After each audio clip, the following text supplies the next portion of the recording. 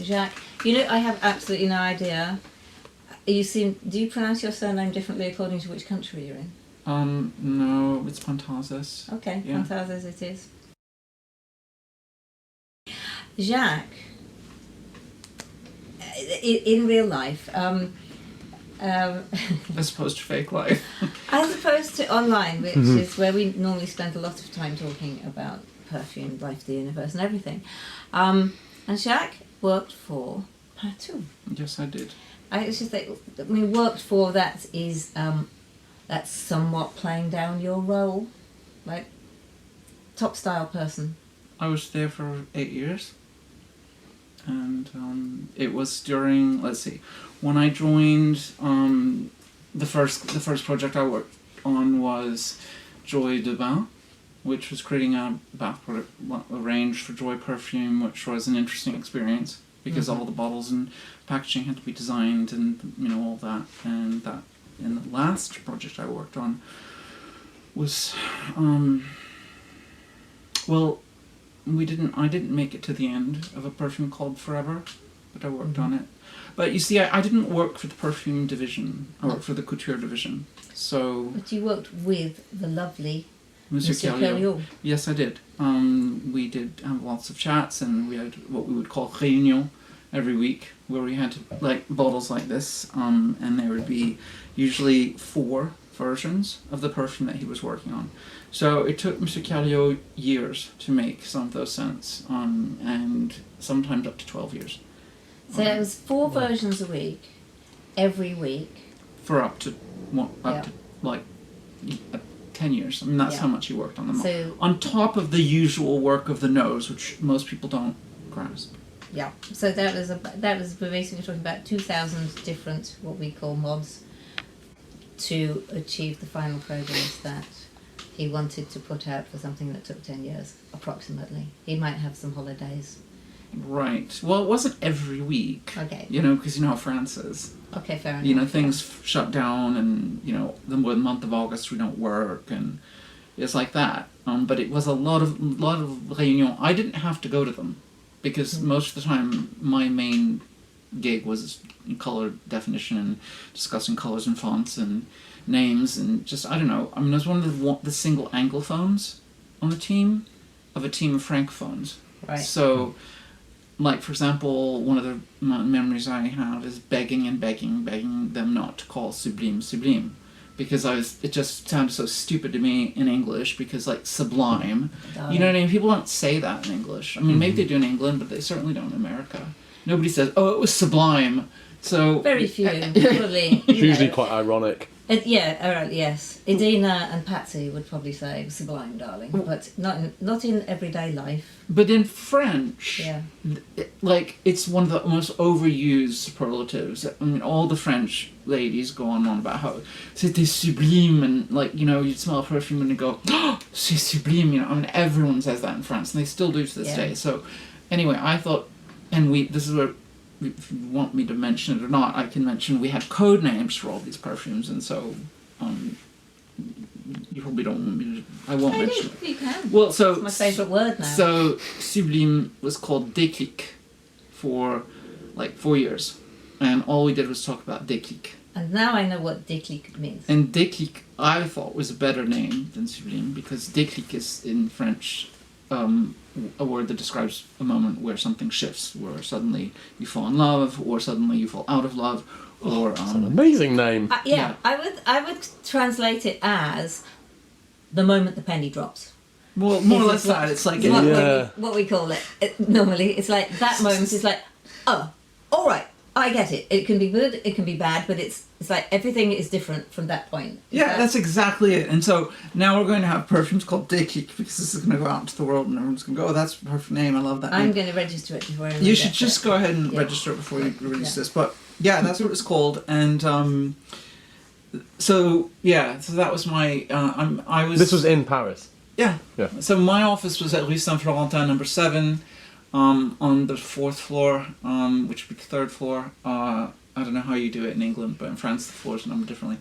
And the perfumery was in Le Valois, and it was a true factory. I mean, there are not many people these days that make perfume soup to nuts on that scale, where the batches are gigantic vats with stairs going round, and they're that big. And so the work of Master Kerleo, which God bless him, he's such a lovely man. Most of the time, he'd sit around trying to sort out how to. And here's the thing that we talked about yesterday: this whole idea of reformulation. Everyone's going on in the blogosphere, the perfume community, where I don't really participate much at all. I have done in the past under various and sundry different names other than my own. I really don't participate anymore. But the thing that I find hilarious is how everyone goes on and on about how so and such perfume was reformulated. Well, all good perfumes get reformulated every single year, and the job of the nose is to make sure it smells exactly the same.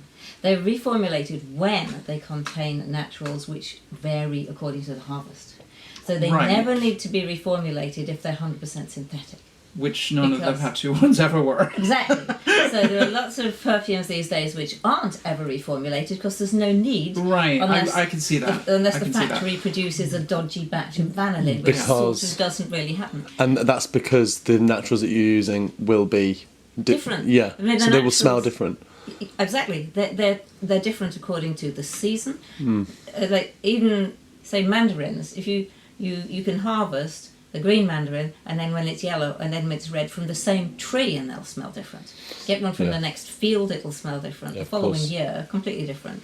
So that's why master perfumers like Monsieur Jean Kerleo would spend so much time trying to keep it smelling exactly the same. It had to That's smell really hard, exactly the same. Very hard. And to the letter, because if it didn't, there would be like a torrential storm of returns. So how do you do that? How can you sit there all day and you smell and you try and you do. I mean, I just remember watching him do it. I mean, again, his office was in Levallois, which is not close to Paris. I mean, you get on a train and it was like 45 minutes away from Paris.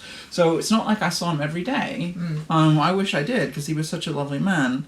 I saw Monsieur Jean Demouy, who was my boss, my direct report, and he was an equally lovely man. And he was the one that really called the shots. I mean, at time of speaking, Jean Kerleo is alive. We say was. He still is a lovely man. Yeah, I have not seen him for ages and ages, and I imagine he's probably close to 100 years old now. Well, he's definitely 90-something. I just looked him up to check on Wikipedia, but he was like an old uncle to me, and he was very different than Jean Demouy. I mean, he was certainly not a dandy, a very simple man. Certainly not given to fashion or anything, visual. And then, of course, he established the Osmotheque. And then I remember the whole idea of the Osmotheque being floated, and he was indeed the founder of it, and it was very important for him. For those people who don't know, what's the Osmotheque? The Osmotheque is the sort of national perfume library of France, devoted to keeping alive the original formulas of the classics that are lost as soon as the bottle's gone. You can't even get it on eBay anymore, so the perfume has disappeared. How are you supposed to know what it smelled like? So he dedicated his retirement, in fact, to establishing this place where people can go and study. It's like that place in Antarctica that's got the seeds. And I think Mr. Kerleo also recreated a number of perfumes so that you can smell them as they were when they were new. And that's an artistry that, only he could manage. Do you know what I mean? Because this is a very powerful man. And Jean Kerleo is not, just any perfumer. He's probably the greatest living perfumer. I can't think of anybody who would be alive that could come close to him. Honestly, I can't. I mean, I might be wrong. But he's one of those very modest people who... we know about him, but the most modest person that you can imagine. And I mean, certainly, he was quiet and just a lovely man. At this time, Christian Lacroix was the hugest star in fashion. I mean, there was no bigger star. And overnight, he went from being the head designer of Jean Patou into being his own house. And that's when, Absolutely Fabulous came around. And, but I mean, he was on the cover of Time. I mean, he was a huge star at the time. But Ma Liberté would be the only perfume that he himself, Christian Lacroix, sort of like participated in. and Siviskinazi is the one who designed the packaging. And the bottle is just a copy of a bottle that was made in the 20s. This sort of flat bottle that it's in. And the bottle and the packaging were just not very, very well received. And so by consequence, the Jews sort of forgot about it. Which is, it's what happens, you know, getting a perfume into a shop. I was told by a head buyer of one very large chain in the UK, no one smells the perfume. It's the box that must match The box, aesthetic. Yeah, and the box bottle, first. and So- all of those things. So there's, well, yeah. Which is true, because that is first, yeah. I've been into that shop and smelt all the perfumes in there, and they seem very, very unhappy that you're in there smelling the perfumes. Which shop? I don't know It's if you gone bust, it can was mention. Debenhams. Oh, you're talking about Debenhams? I'm talking about Debenhams. Oh, I'm talking about a different one. Oh, okay. Which one was that? Liberty. Oh, I was just in there and they have a cafe called Café Arthur. Oh, yeah, I yeah. have to go have tea They do, there. yeah. It's named Yes, Named yeah, after well, me. Named after Arthur Liberty, Yeah. who established the place. Oh, Oh, is it? That's it, yeah. Yeah. I always feel like whenever I'm in that perfume section, I always feel like someone thinks I'm about to run away with a tester. I never feel safe. I never feel comfortable enough to Yeah. just... They do. They've They always do got look half at you an a eye bit on like me. that. Yeah. Yeah. So I... Maybe not you. Maybe just us. Yeah. Oh no, they look at me like that. I mean, usually they won't even talk to me. I mean, they're like, Yeah. I think I'm some beggar off the street or something. Yeah. Well, I mean, I like the shop. That not the shop is that. Listen, I was also told by the then MD at Liberty Yeah. that they would stock ours. Well, all the stories coming out now. They would stock it. They didn't like the tin that I had the perfume in at the time. He said, our customers won't like that, which basically means I don't like that. You know what that Yes, story I means. know what that means, yeah. Mhm. Our customers won't like that, yeah. And so he said, put them in. Thank you, yeah. Which I love that tin. Thank you. Well, you have taste. The original tin, yeah, exactly. Thanks, Arthur. So he said, come back with them in brown boxes, and we'll stock them. And then I heard him afterwards say, you know, everybody knows that the packaging comes first. So apparently me. But I thought the packaging was actually I quite love nice. So, that. well, thank you. Yeah. We didn't reorder any because we had nowhere to put 5,000 of them after that. But Yeah, first of all, they don't store very well, do they? They don't. We store things flat. But so we still have a few of these. But we repackaged specially for him in brown boxes. And then he just ghosted me. He ghosted me so badly he left Liberty and went back to the US. I don't think it was just me. But, so anyway, now we're back in colour again. But yeah, that's so important. It has to fit the aesthetic. But it was actually Debenhams, the man who told me that nobody smells the perfume first. I mean, Well, that's not correct, is it? Well, it does seem a shame. It does seem a shame. Yeah. Well, there's But, also right. all the work that goes into bottles. Yeah. I mean, there's also, the amount of work that goes on with Pierre Dino and those people that are just bottles of designers.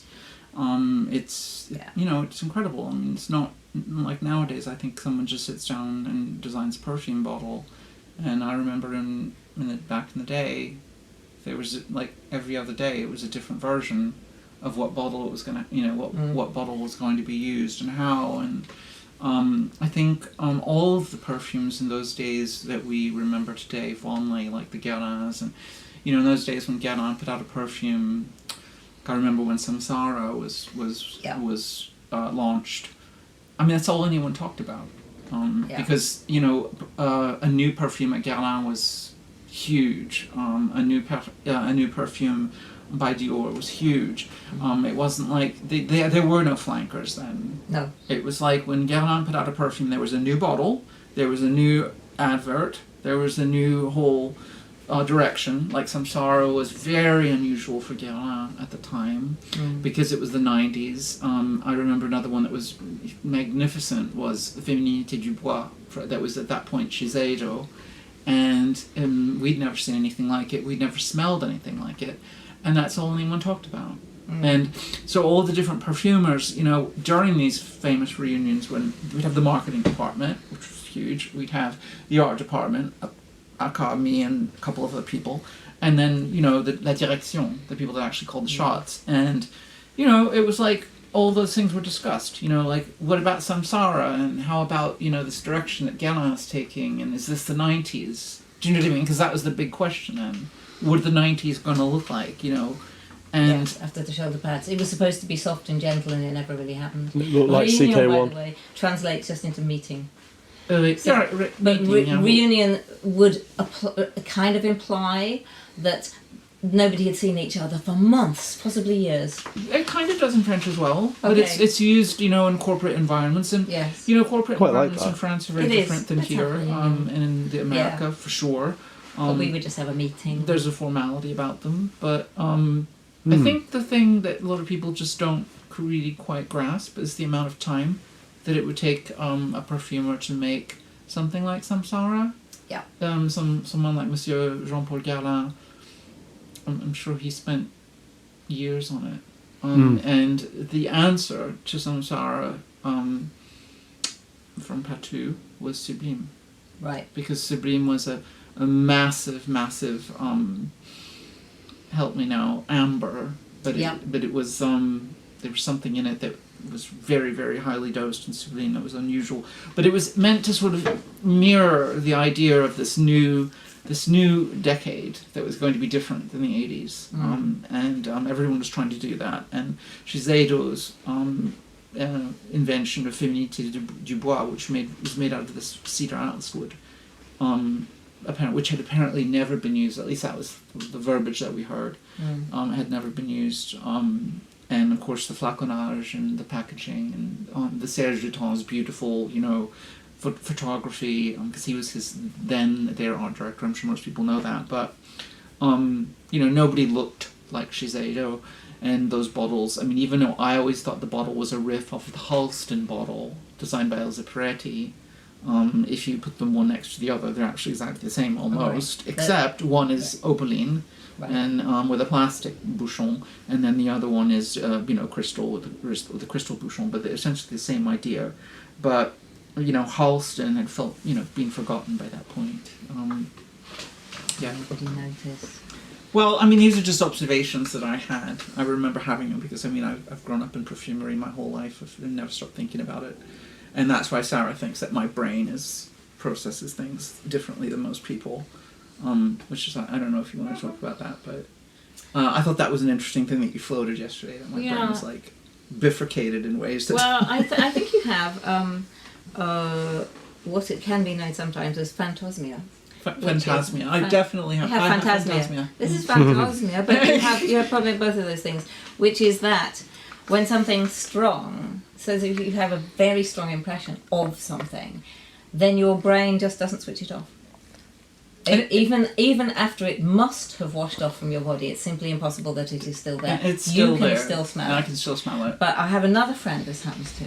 Okay. So I know, and also I'm on the advisory board of Fifth Sense, the charity for people who have taste and smell disorders. So we look into this stuff, and the neuroscience of it is one of my favourite things. And people can smell something, and it just kind of flicks the switch and says, "Oh yeah, that's there." Usually the switch just flicks off again, says, "Yeah, whatevs," and we forget about it. So I have tortured you with two different things. The one was the a mod I did for the oil fragrance for Aura of Kazakhstan, which never got released, which made you feel like you were being buried underground. I'm sorry about that. And the other one was Rose Goes to Town. Oh, which, God, no. I know, which is... I can still smell that one. a nice, intense rose. I think lots of people very fond of it. I'm sure. Jacques decided it was a rather tarty woman out on the hunt for a good plumber. A builder. We all thought Or that builders. actually, you know, if you'd managed to snag yourself a plumber, that's actually a pretty good catch. Yeah. I think, you know, the price of plumbers these days. Yeah. But it would not disappear. Whatever Jacques did attempting to scrub it off. But the thing is, you can't scrub it off because it's not there. It is lodged in your brain. Well, that makes a lot of sense. I mean, it explains the experience I had with Fluffy Lemon Top as well. Yeah. You know, as much as I loved Fluffy Lemon Top, and also explains the reason why I can't ever get enough of the perfume that you make that I do wear. Yeah. You know, I mean, one night I did actually drench myself in it because I couldn't sleep because of the jet lag when I was here. So there's a room in the hotel where I'm staying that will forever smell like 4160 Tuesdays perfume, because I just never in my life have I used so much of it. Which one is it? Old Sport? Yeah, and yeah, I can tell by the colour. I mean, I can tell now every time I walk in the room, because it's just probably seeped into the pillows. But to be honest, I can never smell it on myself except when I put it on. But That's because you like it. well, I beyond like it. Well, yeah. I mean, that's how Sarah and I met. Yeah. If she wanted to tell the brief story of how we met. Go on Yes. So, you know, I was always for the longest time involved in a lot of perfume groups. And I no longer am, but then. Except ours. except They kicked him except right, and until I get removed.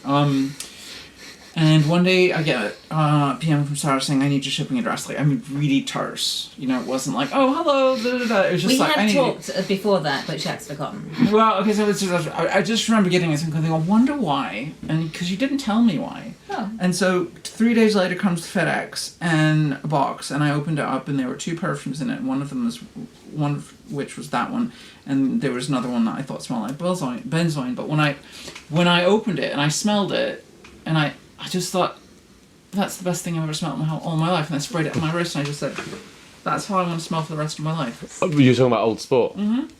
I mean, it was just like, I've never in the history of my life had an experience like that. And what's the other one? An excess of carelessness. They were the 2 Gatsby fragrances that That's I'd made right, for London I remember. University. Yeah. I remember you making them. But that one, the excess of carelessness doesn't do much for me. It just smells like benzoin to me. It's very good. Sorry. Thank you. It's very good. I thought you would Natalie, like you it. like it. See, this is what I call one of the most beautiful perfumes I've ever smelled in the history of all of my life. And I've smelled a lot of perfume. This is a very beautiful, almost like a bougie shipper patchouli. Like, I don't know how. We don't Don't know you how to do- describe Which one are you this. talking about? Excess Carelessness or Old Sport? Yes, this Yeah. one.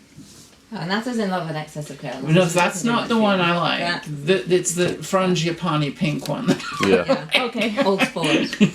But the funny thing is, of course, Jacques goes and wears it in perfume stores in Paris, which would, like, they'd wow. sooner kill themselves than stock my stuff. Well, So they it's just did really- when I went into Jovoy. Well, I always said it's Jovoy, but Yeah. I've recently learned it's Jovoy. I did waltz in there drenched in Old Sport and not even being aware of it. And the vendeur was one of those, you know, Natalie dressed Frenchmen, you know how they are. And he, before he even said hello, I was just sort of, you know, snooping around, and he said, you know, puis-je vous demander ce que vous portez? You know, like, may I ask what it is you're wearing, which is really unusual for a French person in a perfumery to ask a client. Like, it's never happened to me before, and Lord knows I've haunted my fair share of French perfumeries, because you can't get me out of those places. Even when I was 5 years old, you couldn't get me. My mother had to drag me out of those places, you know, because, I mean, I just wanted to smell everything. And I told him, and he said, oh, you know, I mean, he, according to him, he knew exactly who you were, and, you know, all these things, and he asked me which one it was, and I said, I told him, and he wrote it down, and I said, you really should stop. You know, I mean, I did my best, but it's not a very common thing to be asked what, you know, like in a perfumery, like they're trying to sell you something. Do you know what I mean? Yes. So that's how Sarah and I became. Why did you never consider becoming a perfumer? No, because I think other people will do a better job. I mean, I think I could do a really good job as a trainer for you know, teaching people about perfume. But as far as making them, no, I've never considered it. And it's not the first time I've been asked. I've been asked by people that were willing to, you know, invest or whatever, and I've just been like, you know what, I just don't think I'm the right person to do that. I love writing about perfume. I love thinking about it and wearing But it. also, you trained as a designer. And I'm also, I'm artist and I'm mostly, in my life, I've been a fashion designer, but I've been all kinds of other things. When I stopped being a fashion designer, one of the things that almost killed me was, I don't know, I had 14 years of experience being a clothing designer, and really truly almost was the death of me. And so I switched into something else that was even worse. And so I've sort of taken a break, and I haven't really worked full time for, I don't know, a couple of years since COVID. And right now I'm not really sure what, I'm sort of just I don't know what I'm going to do. But However, You're at a crossroads. What was that French word that déclic. Sublime was called? Waiting Déclic. for a déclic. You're waiting for a déclic. Déclic. No, I'm not waiting for anything actually. I just don't know. But I mean, that's really not what we're talking about today. But more about perfume. Well, maybe what we ought to do is Cut this have one off. the end of the first act, and then for the second act we could talk about things, if Alpha's even got any space left on the card on the camera, talk about the idea of perfumes which aren't trying to be sexy. Yeah, that's a good one. I like So that. we'll come back to that. Okay. So, thank you for that, Jack. Thank you. Really appreciate that. It's really interesting. Peace.